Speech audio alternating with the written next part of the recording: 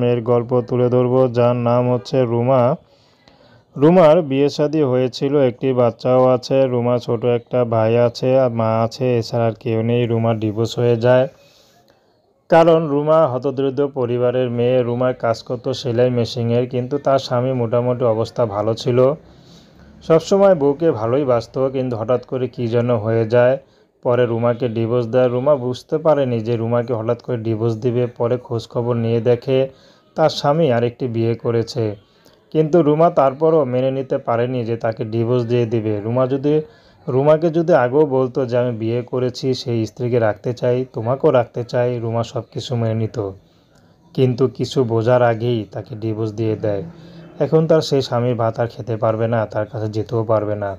তার সন্তানকে নিয়ে এখন তার মার কাছেই থাকে। তো তার মা সেলাই মেশিনে কাজ করে, বর্তমানে চোখে দেখে না, কাজ করতে পারে না। তো রুমাই মাঝে মধ্যে সেলাই মেশিন কাজ করে, যদি কাজ হয়। কিন্তু সে একদিন হলে আবার 5 দিন হয় না, এইভাবে কার জীবনটা চলে। তার মনে